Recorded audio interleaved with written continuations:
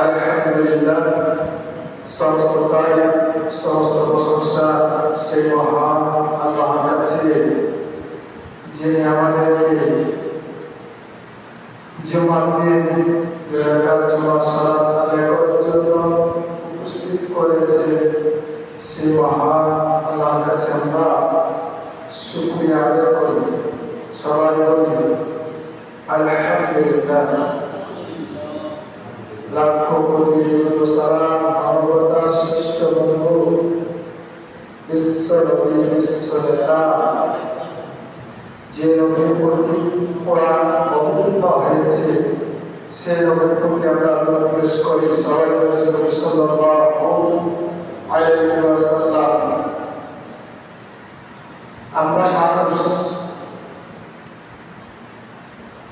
আমরা মানুষ হচ্ছে সৃষ্টির সেরা জীব।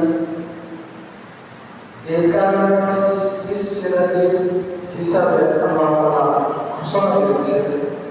কারণ মানুষ বিবেক বিবেচনা, মস্তিষ্ক, মেমোরি, গঠন, চলন সব কিছু বুঝে। জ্ঞান, অন্যায়, ভালো, মন্দ সব কিছুই বুঝে। মানুষ বুঝে প্রত্যেকটা জিনিসের হিসাব প্রকাশ। আল্লাহ তাআলা এই জন্য মানুষকে সৃষ্টির সেরা মাখলুকাত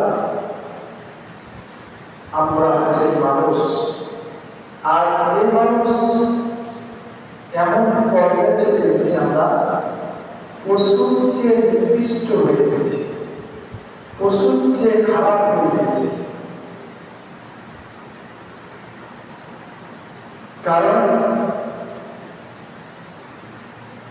আমরা হচ্ছে অনেক ওয়াজ, নসিহত, তাফসীর, হুজুরের পরামর্শ, মাসলা মাসিল এইসব আমরা শুনি, কিন্তু মানি না। কিন্তু কি করি না? মানি না। কেন মানি না? আমাদের মধ্যে প্রকৃত ঈমান নাই। যেরকম দেখেন, হযরত ইব্রাহিম আলাইহিস সালামের পিতা আজর, পিতার নাম কি বললাম? উত্তর দেবেন, কথা বলবেন, কথা উত্তর দেবেন। পিতার নাম হচ্ছে আজর। এই আজর ওই কিয়ামতের ময়দানে তাকে আল্লাহ তাআলা ৭৪ হাত শিকল দিয়ে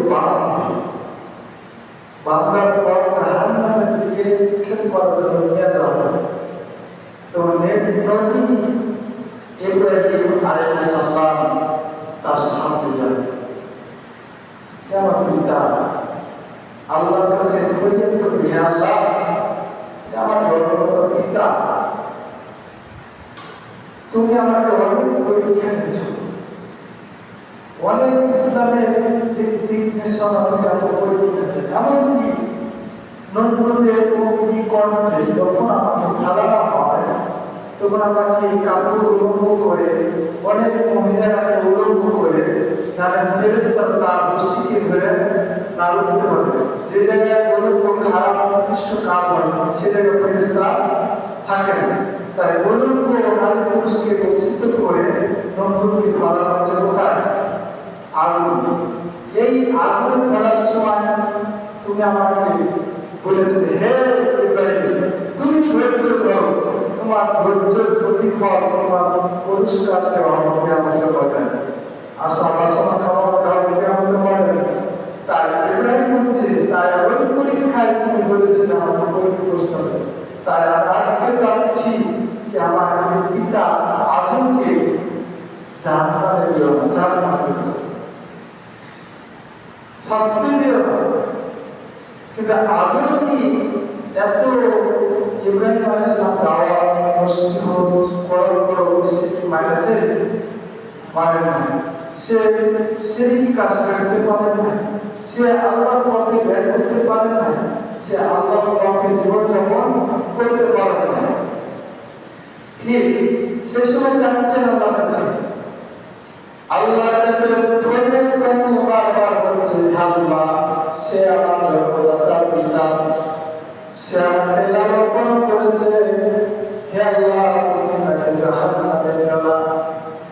জাহান্নামে দিও না। আর সেই সময় বলছি জাহান্নামে দেব না, ইব্রাহিম আলাইহিস সালামের সহ্য করতে পারবে। আমাদের ঠিক তেমন আমাদের পৃথিবীতে অনেক সন্তান, অনেক পিতা মাতা, অনেক আত্মীয় স্বজন জাহান্নামের দিকে দৌড়াচ্ছে, আমরা বুঝতে পারছি বলে। ঠিক তেমন আমি কয়েকটা উদাহরণ দিই, কয়েকটা কথা বলি।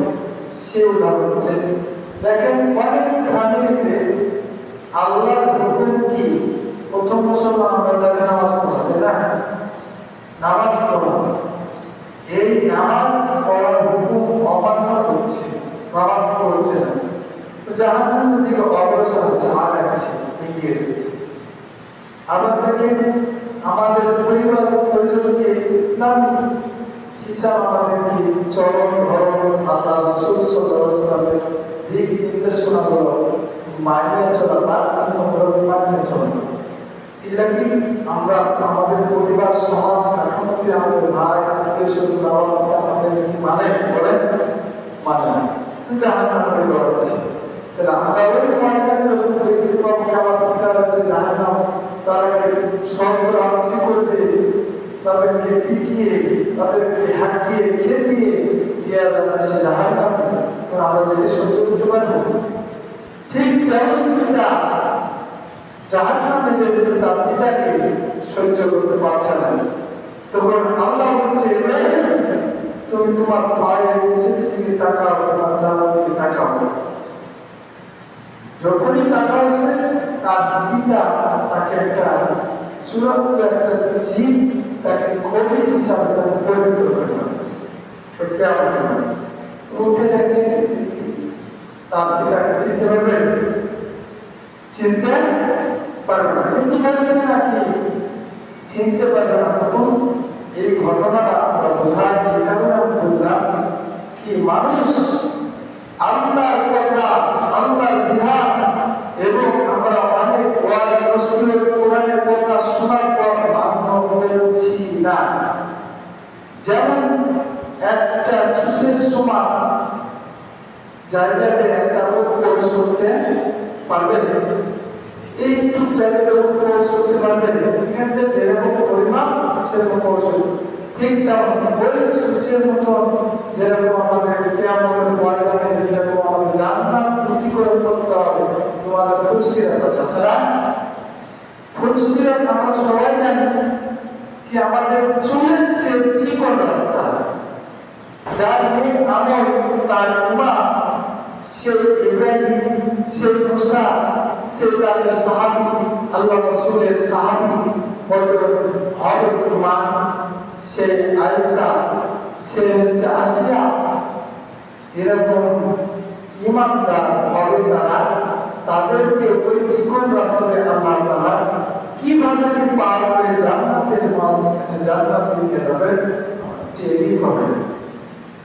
তা আমরা এত কথা বলি, এত কথা বলি, এত কোরআন থেকে নসিহত করি, এত কোরআন থেকে মেসেজ দেওয়া হয়, আমরা মান্য করছি না। কি কিয়ামতের ময়দানে তা কি ইব্রাহিম আলাইহিস সালাম তার পিতাকে নসিহত করেছেন, তাকে ফিরিয়ে এনেছেন আল্লাহর ইমানের দিকে, আল্লাহর বিশ্বাসের দিকে, শয়তানের কাছ থেকে, শয়তান থেকে বিরত রাখার জন্য চেষ্টা করেছেন। সে আছে তার ইব্রাহিম আলাইহিস সালামকে যখন ফলানো হচ্ছে, সে সহযোগিতা করেছেন, তার রশি ধরে সহযোগিতা করেন না, করেছে। তারপর তার পিতা ছিল তাহলে এই পিতাকে তারপর আল্লাহ রাসূল বললেন, আল্লাহ হাবিব, আল্লাহ খলিল ইব্রাহিম আলাইহিস সালাম ফরিয়াদ করার পর বাঁচার উপায় নাই। আল্লাহর বিচার থেকে, আল্লাহর রসুল থেকে বাঁচার উপায় থাকবে। আমরা অনেক কুরবানি দিচ্ছি, অনেক নামাজ পড়ছি, অনেক দান করছি, অনেক সদকা সারিয়া করছি, সবই করছি, কিন্তু আমাদের কিছু কিছু কাজগুলো, কিছু কিছু আল্লাহর বিধানগুলো আমরা অমান্য করছি। কেমন অমান্য করছি? সূরা জুমা 9 নম্বর আয়াত বলছি। এই বলার পর আমি বলছি অর্থটা বলবো, ব্যাখ্যাটা বলবো, তাহলে আপনারা দিকে বিবেচনা ঘোষণা দেবেন আসলে আমরা অমান্য করছি কিনা। আল্লাহ বলছেন যারা ইমানদার দাবি করেছে, যারা ইমানদার দাবি করো, যারা ইমান আনেছো, তাদেরকে একই বলছে إذا نودي للصلاة من يوم الجمعة জুমার দিনে যখন নামাজের জন্য আযান দেওয়া হয়, যিকরিল্লাহ আযান দেওয়া হয়, তখন বলছে ইলা যিকরিল্লাহ ওয়া দারুল বাকির, তখন আল্লাহর স্মরণে দ্রুত অগ্রসর হও। এই দ্রুত বোঝানো হচ্ছে আযানের পর কোন কাজ করব সবকিছু ছেড়ে দিতে হবে, তাহলে দ্রুত কাজ হবে। আমরা কি এটা মানি বলেন? কখন? এখন হচ্ছে আমাদের আযান হয়েছে 12:30, এখন বাজে কত? 55। কয় মিনিট হলো? 25 মিনিট আযান হয়ে গেল। এখন পর্যন্ত আমাদের মুসল্লি অগ্রসর হয়নি। হয়তো জুমার খুতবা আরবি খুতবা দিবেন না ইকামত দিবেন, তখন দেখা যায় মসজিদে ভরপুর হয়ে যায়। তাহলে আল্লাহর হুকুম এটা অমান্য করা হচ্ছে কিনা বলেন? যে কার কথা? আল্লাহর কথা না? তুমি ইমান আনছো, ইমানদার হয়েছে, ইমানদার দাবি করেছো, তোমার যখন জুমার জন্য সালাত আদায় আর জুমার জন্য আযান দেওয়া হয়, তালিম দেওয়া হয়, তোমরা দ্রুত সবকিছু অগ্রসর হও, সবকিছু কাজ করো। তারপর হচ্ছে তাই হচ্ছে ওয়াদারুল বাইত যালিকুম খায়রুল লাকুম, তোমরা ভাবিত আয়োজন করে এলো বেচা কেনা কাজ কর্ম যত যা সবকিছু বন্ধ করে দেবো। কিসের? জুমা সালাত। এখানে তাফসীর হযরত শাহ আব্দুল কাদের সাহেব রাহমাতুল্লাহ আলাইহি লিখেছেন, শুধু জুমা সালাতের জন্য নয়, এটা প্রত্যেক ওয়াক্তে নামাজের জন্য এই আয়াতটা গ্রহণযোগ্য। যখনই আযান হবে কাজ কর্ম ছেড়ে দিয়ে আগে আল্লাহর সৃষ্টির লুটে পড়ো। তো আমাদের কিয়ামত হবে না? ইয়াউমা ইয়াকুলু রূহু ওয়াল মালায়েকাতু সাফফান লা ইয়াতাকাল্লামুনা ইল্লা মান আযিনা লাহু রাহমানু ওয়া ক্বালা সাওয়াবা। ওই কিয়ামতের ময়দানে সবাইকে সারিবদ্ধভাবে দাঁড়িয়ে থাকতে হবে। তখন বিচার ফয়সালা করা হবে। প্রথম বিচার হবে নামাজ কায়েম করেছেন, সবাইকে জিজ্ঞাসাবাদ করা হবে। সবাই যারা অপরাধী, যারা নামাজ পড়ে গেছে বলে নামাজই করে না, নামাজ পড়েছে, নামাজ পড়া, সবাই সাক্ষ্য দিবে হ্যাঁ নামাজ পড়েছি, নামাজ কায়েম করেছি। তখন তাদেরকে হুকুম দেওয়া হবে তোমরা সেজদায় উঠে পড়ো। তখন সেজদায় উঠে পড়া হবে। যারা নামাজ কায়েম করেছে, নামাজ পড়েছে, তারাই একমাত্র ওই কিয়ামতের ময়দানে সেজদায় উঠে পড়বে। আর বাকিগুলো হচ্ছে রদ দেখেছে, রদের মতো শাক হয়ে যাবে। তোমরা কি আবার কি হবে? আমার হতাশ, এত হতাশ হবে, ভাইয়ের আকাল এত করবে, ভয়ের ভুক্ত হবে, এত সহজ নয়। তাই কিয়ামতের ময়দানে এরকম। তাহলে আমরা কেমন ইমানদার? তাই ইমানদারকে ডাকে বলছি, কাউকে ডাকে বলেন না হে মুশরিক, হে কাফের, হে মুনাফিক, এইসব মানুষকে হে ইহুদি, হে খ্রিস্টান এরকম ডেকে বলেন না। হে মানুষ তাও বলেন না। বলেছেন কাকে? ইয়া আইয়ুহাল্লাযীনা আমানু, যারা ইমানদার দাবি করে, যারা ইমানদার তারা কি করছে? বলছে إذا نودي للصلاة যখন জুমার জন্য যখন আযান দেওয়া হয় তখন ইলা যিকরিল্লাহ আযান দেওয়া হয় ওয়াদারুল্লাহ দ্রুত অগ্রসর হও এবং কাজ কর্ম বেচাকেনা সব কিছু বন্ধ করে দিও। আমরা এটা করি না। এখন আমাদের আধা ঘন্টা হয়ে গেল জুমার সময়, কাকে দেওয়া হয়, কাকে জ্ঞান দেব, কাকে জুমার সলাতের খুতবা দেব। জুমা মানে কি? একত্রিত হওয়া। জুমা মানে কি? একত্রিত হওয়া। একত্রিত তো আমরা হই না। তাহলে তো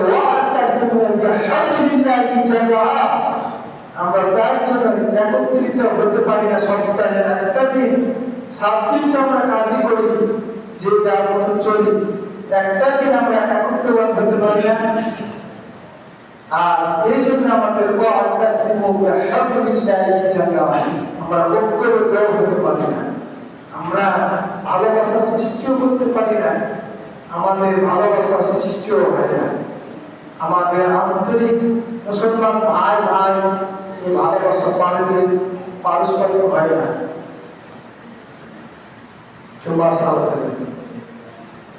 তাই আমাদের পৃথিবীতে একটু আগে বললাম মানুষকে সৃষ্টি এই জন্য সেরা জীব মাখলুকাত আমাদেরকে সার্টিফিকেট দিয়েছেন আল্লাহ তাআলা। এই জন্য মানুষের বিবেক, আবেগ, বুদ্ধি, ভালো মন্দ সব কিছুই বুঝে, বোঝার পর মান্য করে না, তারা হচ্ছে চতুর্ভুজ জীবের চেয়ে নিকৃষ্ট। যারা এই বিবেককে খাটায় না, এই বিবেককে বিবেচনা করে না, বিবেককে মানুষের সামনে প্রশ্ন করে না, এটা আমি অন্যায় করছি, এই কাজটা আমার ন্যায় হচ্ছে না, এই কাজটা আমার বিচার মধ্যে, আমার সব কিছুর মধ্যে মানুষের সাথে কথাবার্তা চলা ধরন সব কিছু দিক দিয়ে, আমাদের সলাৎ কায়েম করার দিক দিয়ে, মসজিদে আমাদের আসার দিক দিয়ে, প্রত্যেকটা ইসলামিক কাজ, আল্লাহর আদেশ নির্দেশের কাজ করতে আমাদের জ্ঞান বিবেক করছি না। এই জন্য হচ্ছে আমাদের সবচেয়ে হচ্ছে আল্লাহ হচ্ছে চতুর্ভুজ সব জীবের চেয়ে হচ্ছে নিকৃষ্ট হচ্ছে মানুষ, যারা হচ্ছে আল্লাহ শুনে কিন্তু মানে না, শুনে কিন্তু বিবেককে বিবেচনা করে না, ওরা হচ্ছে চতুর্ভুজ জানোয়ারের চেয়ে নিকৃষ্ট।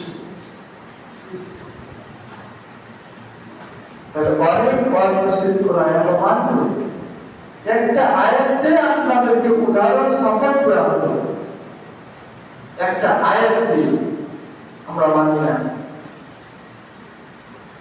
তার পিছনে হচ্ছে জুম্মাটা না, তারপরে হচ্ছে ফাইদা উদিয়াতিস সালাতি ফান্তাশিরু ফিল আরদ। অর্থাৎ যখন নামাজ সমাপ্ত হয়ে যাবে, শেষ হয়ে যাবে, তখন জমিনে ছড়িয়ে পড়ো, ফান্তাশিরু ফিল আরদ, জমিনে ছড়িয়ে পড়ো। আর অবতাকুন ফাদুলিল্লাহ ওয়া যকুরুল্লাহ কাসীরান লাআল্লাকুম তুফলিহুন। আল্লাহ অনুসন্ধান তালাশ করো, কোথায় আল্লাহকে পাওয়া যাবে। এর একটা পেয়েছে কাজ, কোথায় আল্লাহকে পাওয়া যাবে, ও কাজ করার মধ্যে আল্লাহ পাওয়া যায় না। আমরা এখন ধান বপন করছি, এই ধান বপন করছি, আমি যে কোনো একটা কাজের মধ্যে আছি, এই কাজের মধ্যেও আল্লাহকে পাওয়া যায়। পাওয়া যায় কি না? পাওয়া যায় না? ওখানে সৎ এবং অসৎ কাজ করা, তাই না? কাজের মধ্যে সৎ অসৎ কাজ, যদি অসৎ কাজ করে তাহলে আল্লাহকে পাবেন না, আল্লাহ আপনার দয়া হবে না, আল্লাহ আপনার রহমত হবে না। সৎ কাজ করলে কি হবে? আল্লাহ আপনার রহমত করবে, দয়া করবে, দয়ার ভান্ডার করবে, রহম করবে।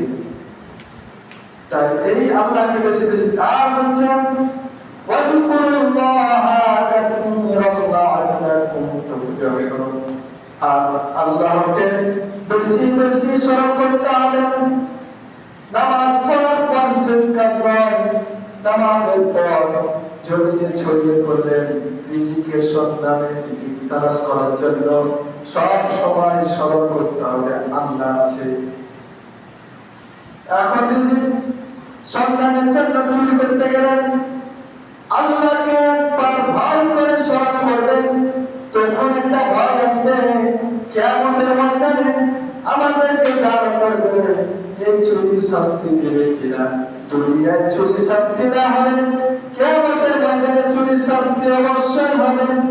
যখন একজন পুরুষ আরেকজন নারীর কাছে নির্যাতন করার জন্য যখন দাঁড়াবেন, তখনও আল্লাহকে যখন স্মরণ করবেন, তখন ভয় হবে পৃথিবীতে যদি তোমার বিচার না হয়, কিন্তু কিয়ামতের ময়দানে অবশ্যই অবশ্যই বিচার করবেন। করবে কিনা? তাই এখানে বলছে নামাজ পড়া শুধু শেষ কাজ নয়। নামাজ পড়ে নিলেন শেষ, এখন চুরি করছেন, ডাকাতি করছেন, জেনা করছেন, মদ খাচ্ছেন, ঘুষ খাচ্ছেন, যা ইচ্ছা তাই করছেন। এই যে একটু নারী সংস্থান বলেন আমার দেহ আমি যা ইচ্ছে তাই করব, এরকম পারমিশন, এরকম সার্টিফিকেট দেওয়ার জন্য ব্যাংকে যাবো বর্তমান প্রধান উপদেষ্টাকে, আমার দেহ আমি যা খুশি তাই করব। এই শয়তান মার্কারা এমন শয়তান, তারা হচ্ছে কোরআনের সব কথাকে আয়াতকে বিরোধিতা করার চেষ্টা করে। এরা ইহুদি খ্রিস্টানের দালাল।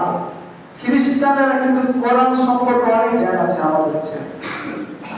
কোন জায়গায় হাত লাগালে এই মুসলমান ক্ষিপ্ত হবে, বিভ্রান্ত হবে, শয়তানের দিকে দেওয়া হবে, এইসব কাজগুলোর দিকে হাত দিয়ে আমার দেওয়া চাইছে তাই করবো। তাই কি আল্লাহ কি সূরা আরাফে 54 নম্বর আয়াতে বলেছে, আলা কুল আরদ সৃষ্টি যার আইন চলবে, তার বিধান চলবে। আমার জীবনটা, আমার শরীর, বেতন, চোখ, সৃষ্টি আমার না, কার? আল্লাহ। কার? আল্লাহ। আল্লাহ সৃষ্টি যদি হয় আমার চরিত্র গঠন, তাহলে আল্লাহ বিধান অনুযায়ী, আল্লাহর আইন অনুযায়ী চলবে, যা ইচ্ছা তাই করবে। এরকম আছে সংস্থান থেকে পাস করেছে, অনেক কথাগুলো করেছে, এমনকি কথাগুলো যেমন করেছে মুসলমানদের একটা মাথার মধ্যে রাখতে হয়েছে, কাছে বললে মনে হয় কোন দিয়ে শেষ করে, এরকম না হবে। তাই আমরা পৃথিবীতে সবকিছুই আমাদের বিবেক দিয়েছেন, দিয়েছেন কেনা?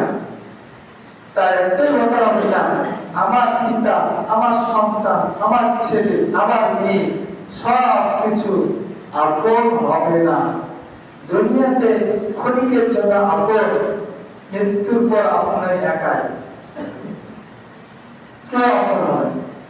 একটা উদাহরণ সাপেক্ষে একটা ঘটনা বললাম কিয়ামতের ইব্রাহিম আলাইহিস সালাম।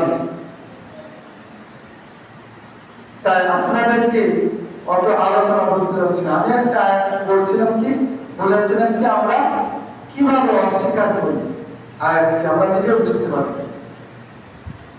একটা আয়াতের উদাহরণ দিলাম আমরা কিভাবে অস্বীকার করি। সূরা জুমা 28 নম্বর পারা 9 নম্বর আয়াত। কে আমরা দেখেন অস্বীকার, নিজেই চিন্তা ভাবনা করে অস্বীকার করি। এখানে বলছে একটা একটু বলি কি, ইয়া আইয়ুহাল্লাযীনা আমানু ইযা নুদিয়া লিস-সালাতি মিন ইয়াউমিল জুমআহ ফাসআউ ইলা যিকরিল্লাহি ওয়া যারুল বাই' যালিকুম খায়রুল লাকুম ইন কুনতুম তা'লামুন। যে হে ঈমানদারগণ, তোমরা জুমার দিনে যখন নামাজের জন্য আযান দেওয়া হবে, তখন তোমরা আল্লাহর শরণার্থে আল্লাহর দিকে দ্রুত ধাবিত হও এবং তোমাদের বেচা কিনা কাজ কর্ম সমস্ত কাজ বন্ধ করে দাও। এবং যালিকুম খায়রুল লাকুম ইন কুনতুম তা'লামুন, তোমরা যদি কি হয় তোমাদের জন্য এটাই উত্তম যদি হয়, যদি তোমরা উপলব্ধি করতে পারো, উপলব্ধি করতে পারো।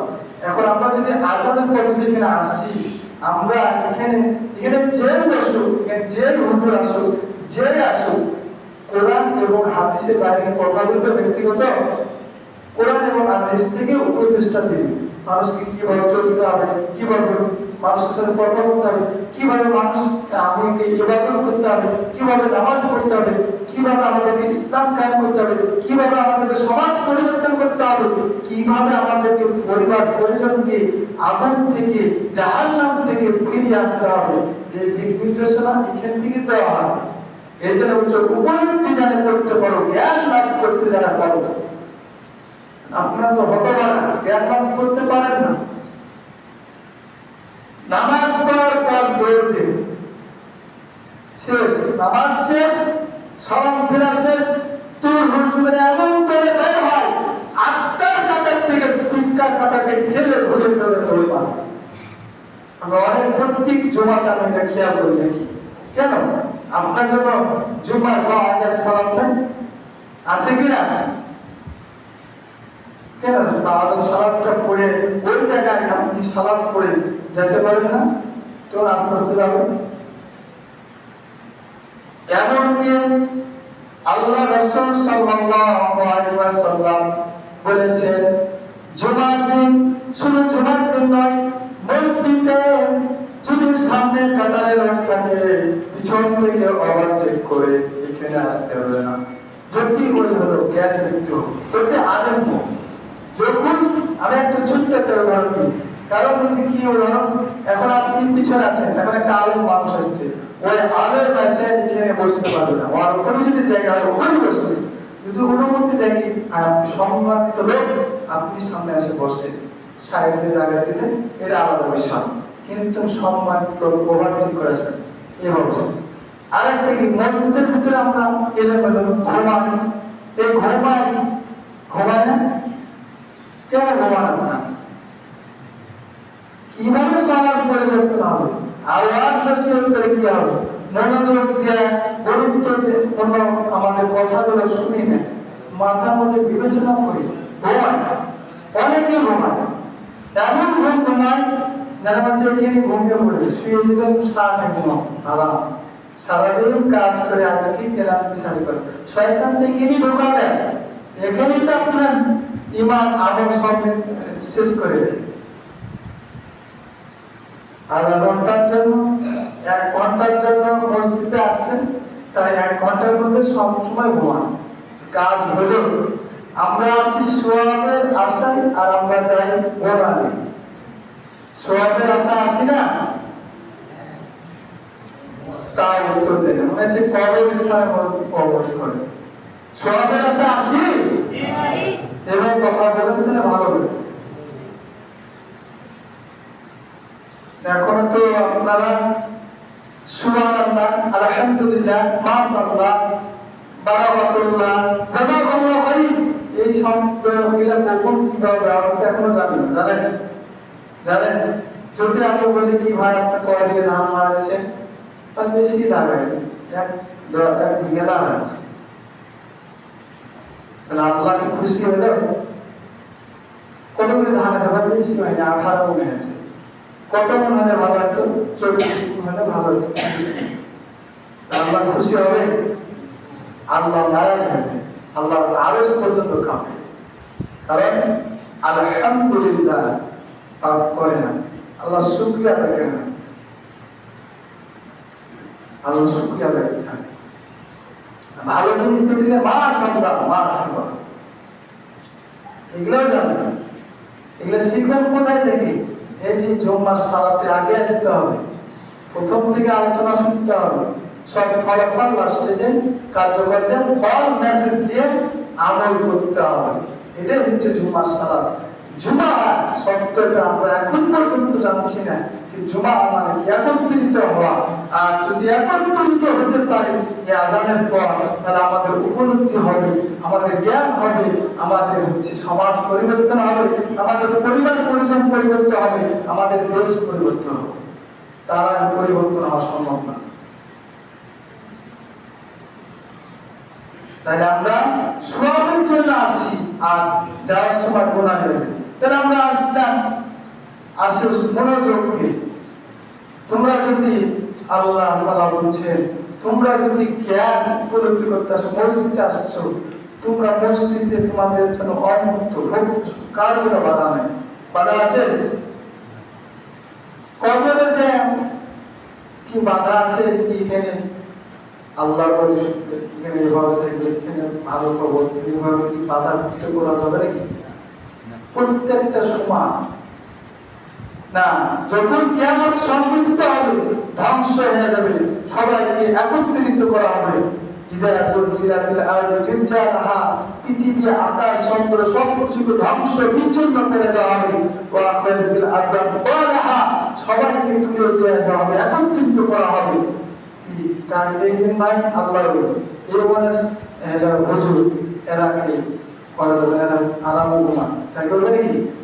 সবাইকে ছিটকে তুলে দিয়ে যাবে। তখন বলবো কি আমরা আরামে ঘুমাচ্ছিলাম, কেউ আমরা এত শান্তি ভক্তি কে ভাবলো? আরেক ঘন্টা দিবে, তখন সব আকাশ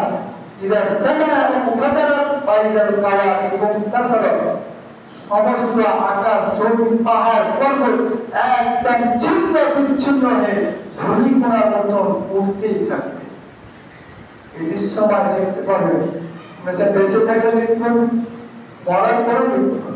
কেমন কিন্তু উঠাবে প্রথম ফুঙ্কারে সবাইকে চেতন করে ঝাঁপি দিয়ে সবাই দেখতে পাবে এই কেমন। আর কেমন জানেন,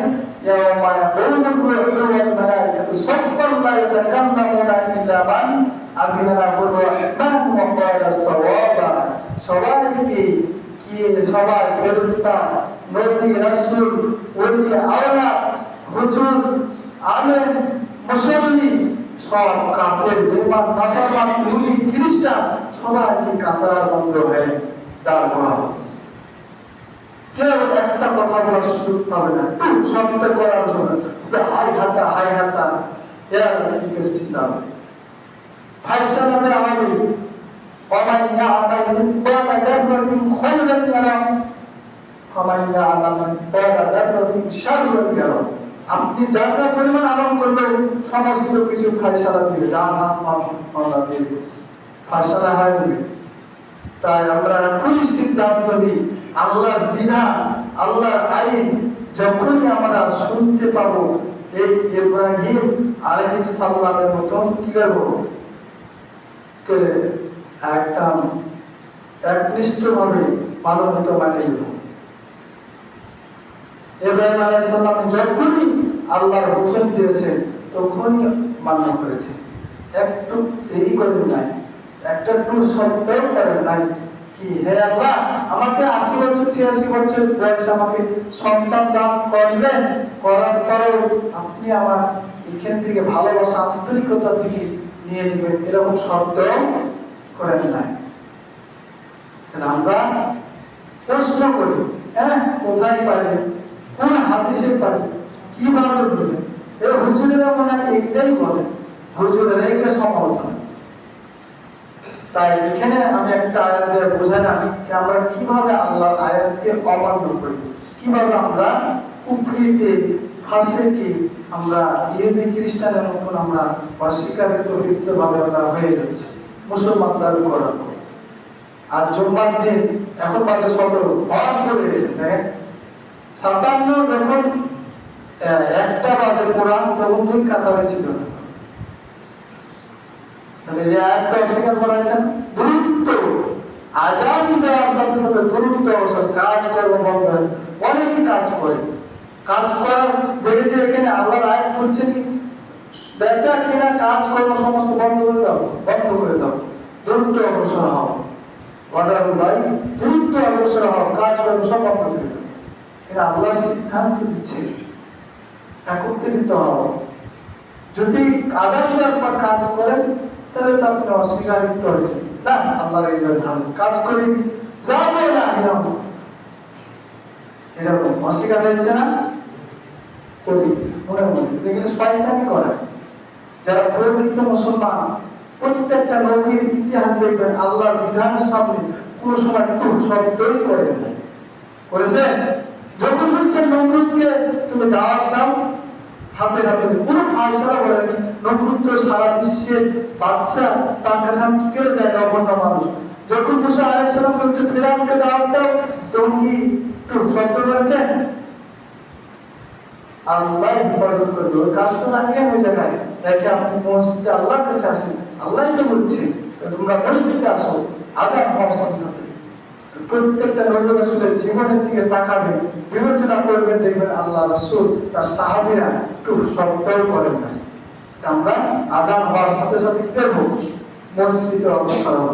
আলোচনা আমার আজকে একটাই ঘটনা কি, আমরা মসজিদে কেন জুম্মার দিন আমরা আজানের আগে এবং আজানের 5 মিনিট হতে পারে, আস্তে আস্তে 5 মিনিট লাগে, অনেক দূর মসজিদ, 2 কিলো 1.5 কিলো দূরত্ব মসজিদ।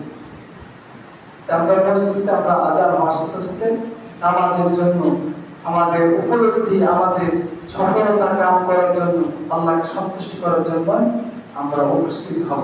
যখনই আজান হবে তখন সেই মুমিন বান্দা বসে থাকতে পারে না, কোনো ব্যস্ততা থাকতে পারে না, সে আল্লাহর দিকে ধাবিত হয়ে ব্যস্ততা থাকতে পারে।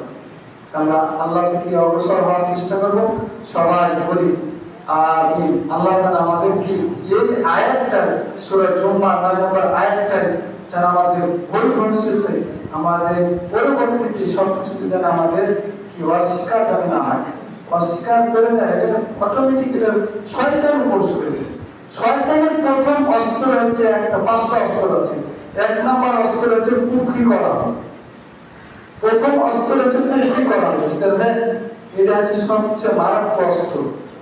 তারপর আপনাকে মুনাফিকের পরিণত দেবে, তারপর আপনাকে কাফের করে ফেলবে। এভাবে 5টা অস্ত্র আছে।